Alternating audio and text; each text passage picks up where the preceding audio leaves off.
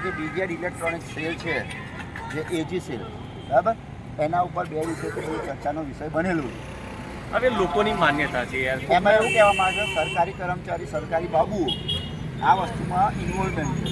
તો આ તાલુકાની અંદર તમે શું કે આ માણસે કોઈના ત્યાં અહીં જબરજસ્તી રોકાણ કરાવેલું છે કે લોભામણી સ્કીમ આલેલી છે કે માણસ જાતે ડફોડ બનેલું છે? લોભામણી સ્કીમ ના કહી શકાય. બાપુથી મારો કોઈ જાજો પરિચય નથી. હા, હમણાં 4 દિવસ પહેલાં અઠવાડિયાની અંદર ઓપનિંગ થયું તે દિવસે બાપુ સાથે મારી મુલાકાત થઈ હતી. બાપુ અમારા કોઈ અંગત સભા સંબંધી નથી કે મારા કોઈ મિત્ર નથી. બાપુ કોઈના ઘેર આમંત્રણ આપવા નતા ગયા કે તમે અમારા ત્યાં આવો, બરોબર, અને અમે તમને આ વસ્તુ આપીશું.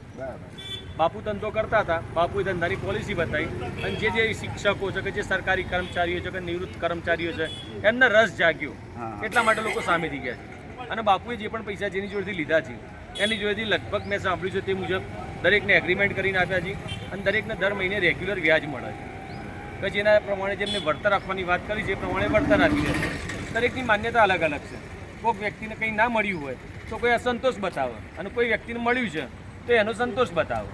એમાં દરેકની દ્રષ્ટિકોણ હોય. નથી કહેતા આપણે ગુજરાતીમાં કે જેવી તમારી દ્રષ્ટિ એવી તમારી સૃષ્ટિ. કદાચ તમારી દ્રષ્ટિ એવી હશે કે તમને સુંદર ગમે તેટલું ચિત્ર બતાવવામાં આવે ને, પણ પત્રકારને શું દેખાય? એના અંદર કંઈક ખામી રહી ગઈ હોય ને એ જ બતાવે, એ જ દેખાય અને એ જ દેખાવી જોઈએ તો સાચો પત્રકાર કહેવાય.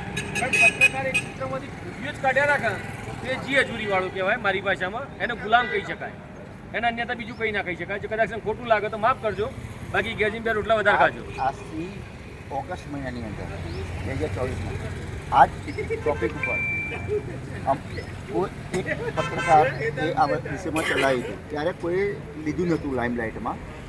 હવે જ્યારે લાઇમલાઇટમાં આવ્યું તો બધા પત્રકારો આમાં સામાન થઈને બધાને બ્લેમ કર્યા છે. એ બાબતમાં તમે એ અંશે કેટલું તમે સ્વીકારવા માંગો છો કે ના, કે આ કોઈ પોલિટિક્સ કારણ છે કે કોઈના દબાણ હેઠળ છે કે કોઈના લેવડ દેવડ માટેનું? એકચ્યુઅલી આ જોવા જઈએ તો નરી આંખી જોઈ શકાય છે અને પૂરા હોશ હવાશમાં કહી શકાય કે આના માટે રાજકારણ જ જવાબદાર છે. તો બાપુએ જે દિવસે અપક્ષમાં દાવેદારી કરી, બરોબર, અને બાપુએ જે દિવસે શક્તિ પ્રદર્શન બતાવ્યું તો એનાથી કદાચ હું માનું છું કે સત્તાધારી પક્ષ ગભરાઈ ગયા હતા અને એના પછી એમની રાજકારણ કદાચ એમને કામ કર્યું હશે અને જેના કારણે બાપુએ એમની ઉમેદવારી પાછી ખેંચી. બીજી વસ્તુ કે તમે જે વાત કરી કે જે મિત્રએ 6 મહિના પહેલાં સ્ટોરી ચલાવી હતી, વાત સાચી. શરૂઆત હંમેશા એકથી થાય છે. એ મિત્રએ જે વખતે સ્ટોરી ચલાવી તો એ મિત્રને કોઈ પણ પત્રકાર મીડિયાએ કે મીડિયા કોઈ પણ જગતે એને સપોર્ટ ના કર્યો, બરાબર, અને એ દિવસે એ વસ્તુને દબાઈ દેવામાં આવી.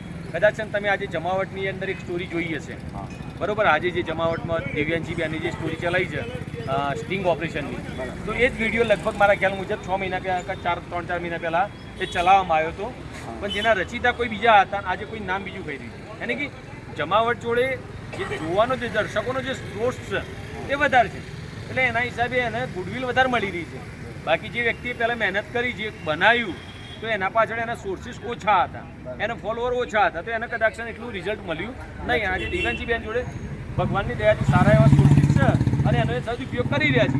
બાકી દેવાંશી બેને પણ પહેલાં વચ્ચે બનાવી હતી સ્ટોરી, પણ એનું કંઈક મેટર થયું કે નોટિસો અપાઈને નોટિસના સમાધાન ધ્યાન બેને કીધું વટ તો વટ રહેવાનો છે, વટમાં કોઈ હણાવવાનું નથી. આવી રીતે ઘણી બધી વાતો થતી હોય છે. પણ આપણે કેવું છે કે લાંબા જોડે ટૂંકો જાય, મરે નહીં તો માંદો ના આવે, બરાબર.